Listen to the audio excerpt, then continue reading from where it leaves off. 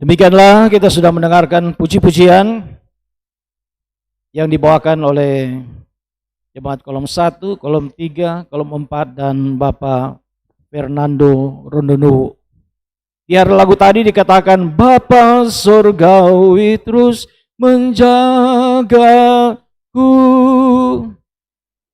Bapa Surgawi terus menjagaku, menjaga kita semua hingga hari ini. Amin.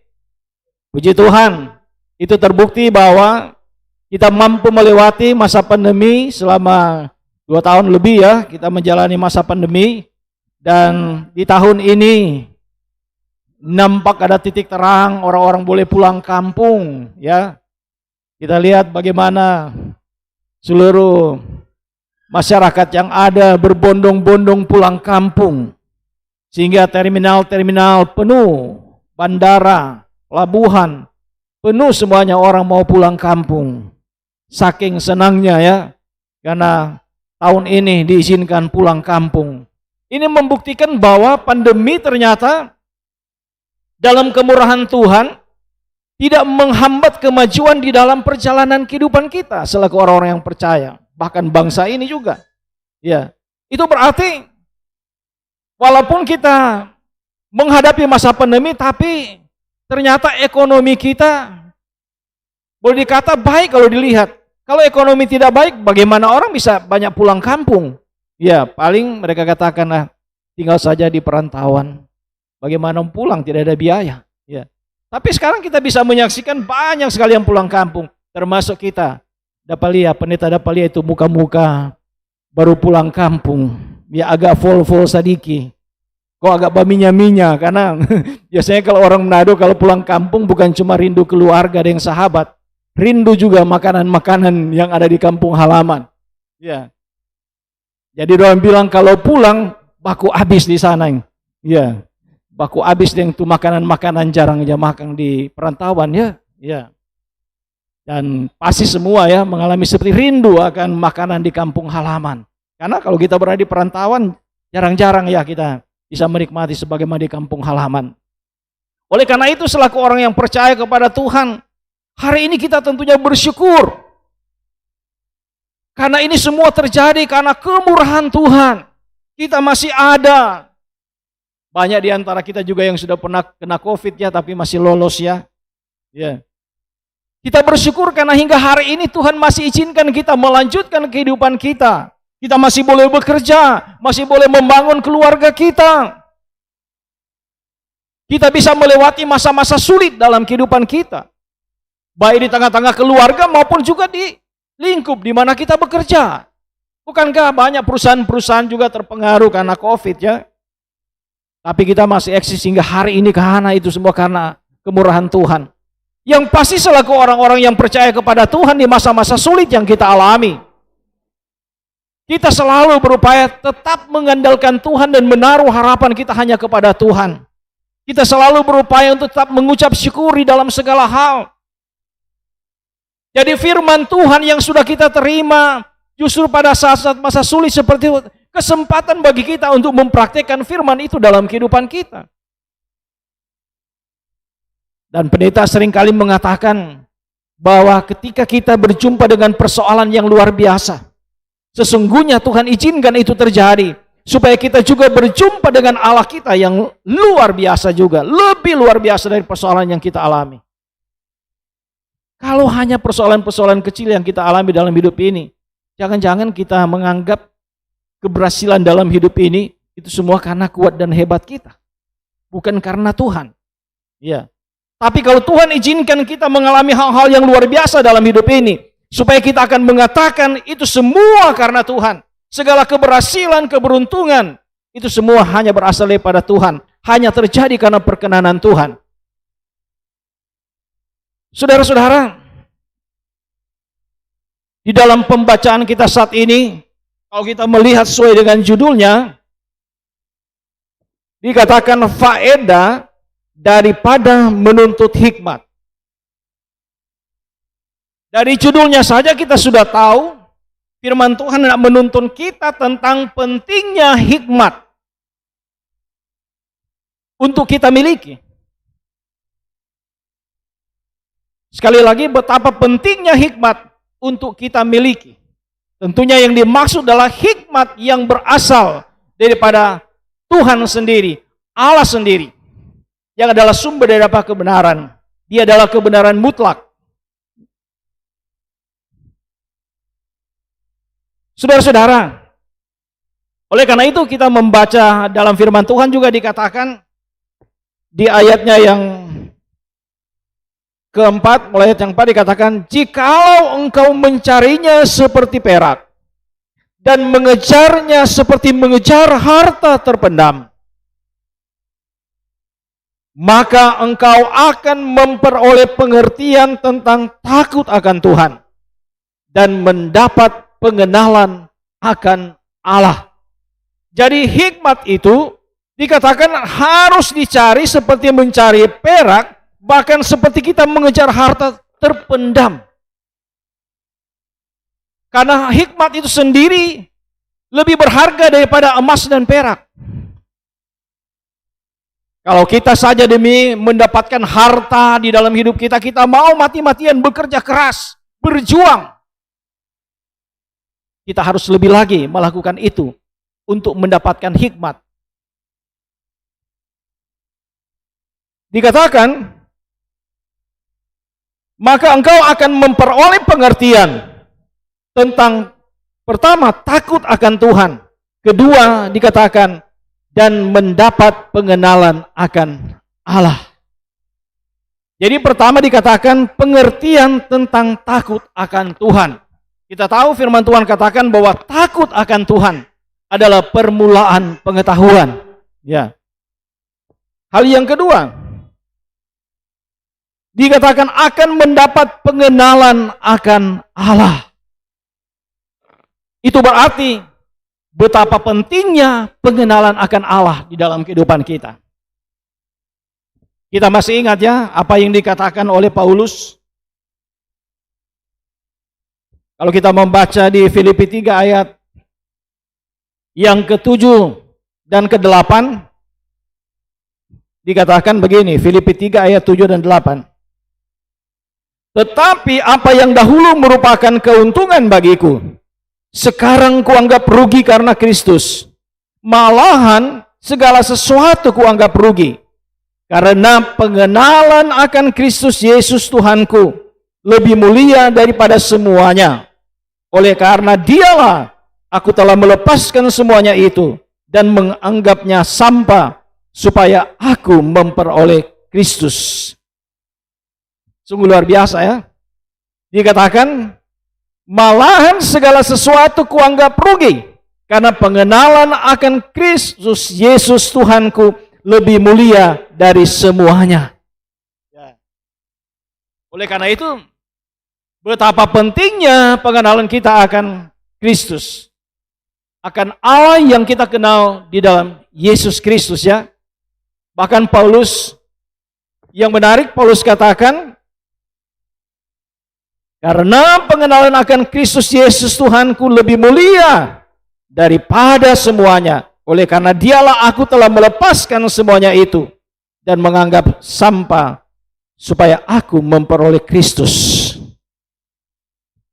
Jadi ternyata ketika kita mengenal Kristus, banyak hal dalam hidup ini yang harus kita lepaskan supaya kita memperoleh Kristus secara utuh di dalam kehidupan kita.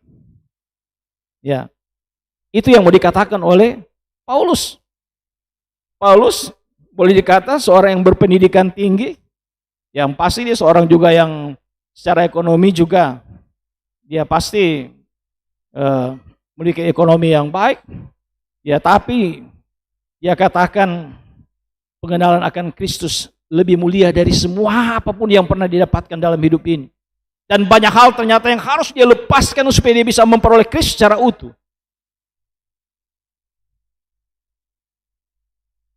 Karena banyak hal yang seringkali yang kita miliki justru menghambat kita untuk dekat dengan Tuhan, untuk memiliki Kristus secara utuh.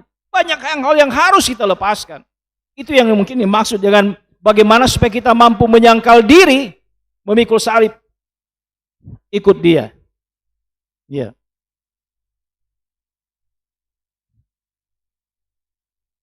Jadi dua hal ini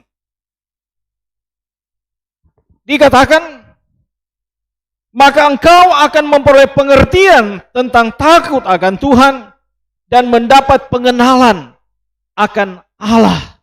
Jadi kita sudah tahu berapa pentingnya takut akan Tuhan dan pengenalan akan Allah. Dikatakan ayat yang ke-6, karena Tuhanlah yang memberikan hikmat, dari mulutnya datang pengetahuan dan kepandaian. Jadi Tuhan memang adalah sumber hikmat. Dia yang memberikan pengetahuan dan kepandaian bagi kita yang mau mencari hikmat. Saudara-saudara, oleh karena itu, kita harus mencari hikmat dengan sungguh-sungguh. Digambarkan tadi seperti kita mencari perak dan harta yang terpendam. Mencari hikmat berarti sungguh-sungguh mau belajar akan firman Tuhan.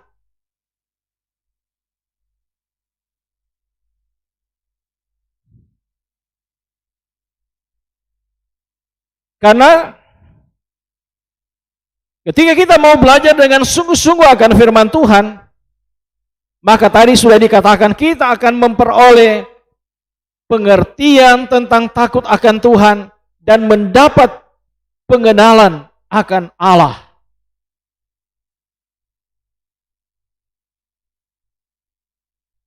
Selanjutnya, yang kedua, kita akan mengerti tentang pertama kebenaran, keadilan, kejujuran, dan jalan yang baik. Itu bisa kita baca di ayat yang ke-9. Maka engkau akan mengerti tentang kebenaran, keadilan, kejujuran, bahkan setiap jalan yang baik.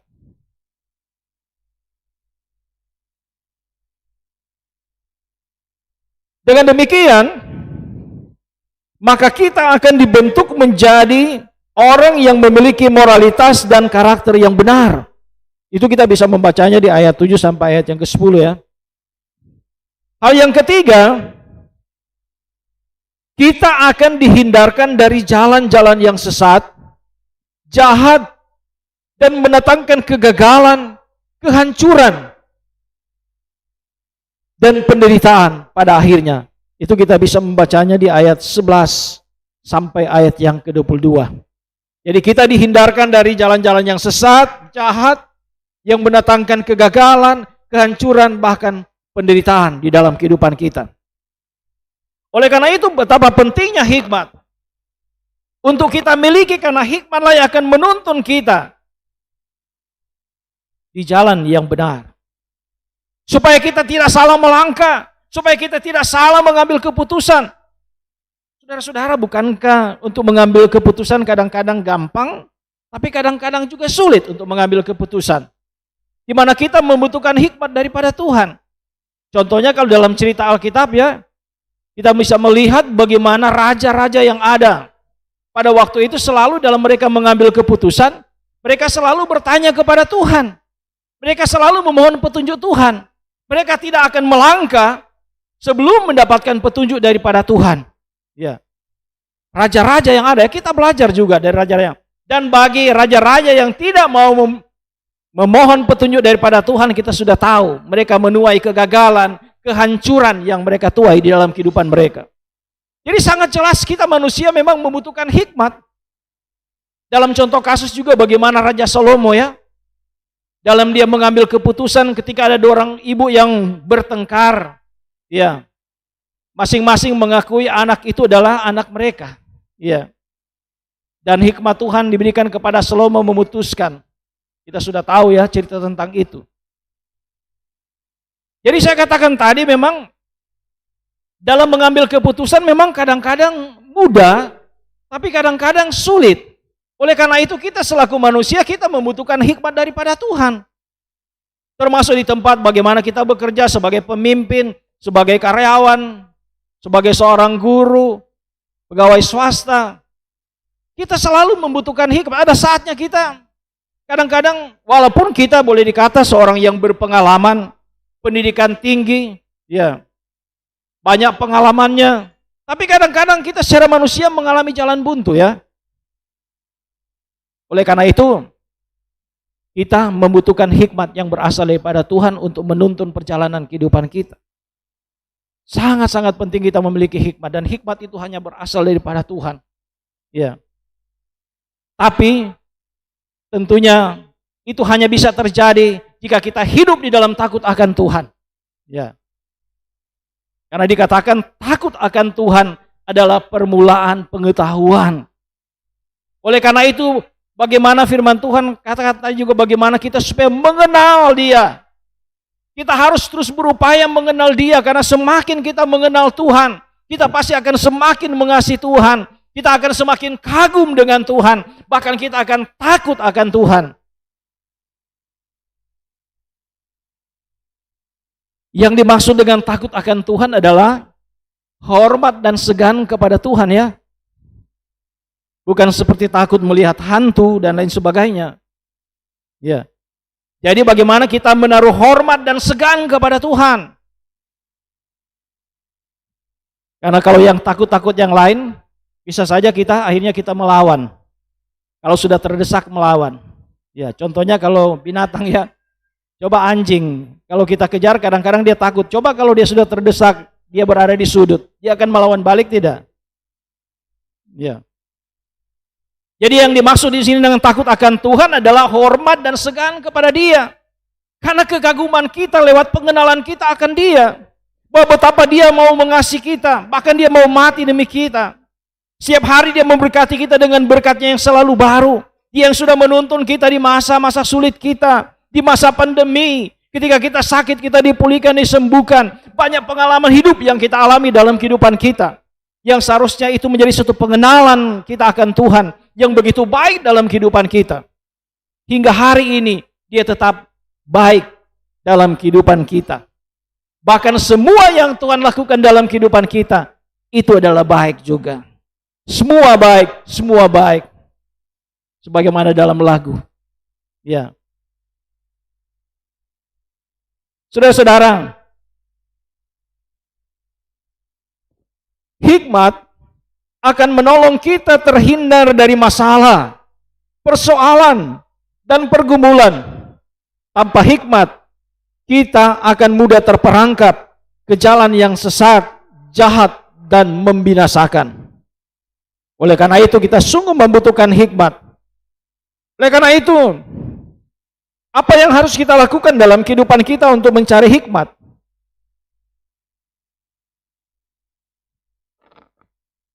Kita tahu, hikmat itu berasal daripada Allah. Dan ini adalah firman yang disampaikan oleh Tuhan sebagai sumber hikmat bagi kita. Oleh karena itu, bagi kita selaku orang yang percaya, setiap hari kita harus punya waktu untuk belajar akan firman Tuhan. Baik secara mandiri, lewat kita membaca, meneliti sendiri. Tapi juga lewat kehadiran kita dalam persekutuan-persekutuan ibadah seperti ini sangat penting bagi kita. Karena di saat seperti inilah kita mendapatkan hikmat lewat firman Tuhan yang berbicara kepada kita. Oleh karena itu, apapun kesibukan kita, kita harus punya waktu untuk itu. Jangan kita terjebak hanya mencari harta dunia, tapi kita tidak mau mencari hikmat dengan tekun. Bukankah harta dunia akan kita tinggalkan? Hidup di dunia ini singkat bagaikan kembang. Ya. Tapi hikmat itulah yang akan menuntun kita ke jalan yang benar. Kita tidak akan salah jalan.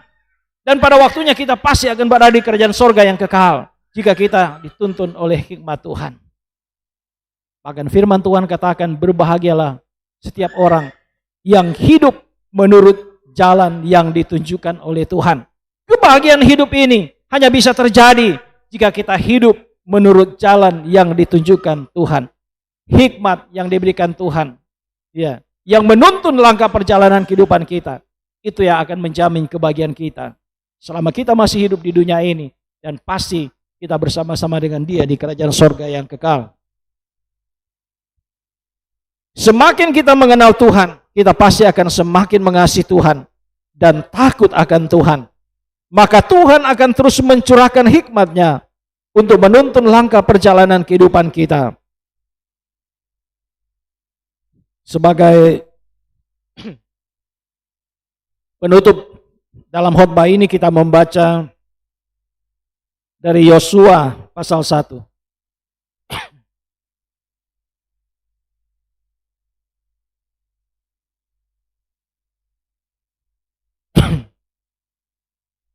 Yosua pasal 1 ayatnya yang ke-8. Marilah kita membacanya secara bersama-sama. Yosua pasal 1 ayat yang ke-8. Kita mulai. Janganlah engkau lupa memperkatakan kitab Taurat ini, tetapi renungkanlah itu siang dan malam, supaya engkau bertindak hati-hati sesuai dengan segala yang tertulis di dalamnya. Sebab dengan demikian, perjalananmu akan berhasil dan engkau akan beruntung. Sungguh luar biasa. Firman Tuhan, Taurat Tuhan, firman Tuhan yang adalah sumber hikmat yang berasal daripada Tuhan. Harus kita renungkan siang dan malam. Dan kita bertindak hati-hati sesuai dengan segala yang tertulis dalam firman Tuhan. Supaya apa? Supaya perjalanan kita dikatakan berhasil dan beruntung. Tuhan memberkati kita. Amin.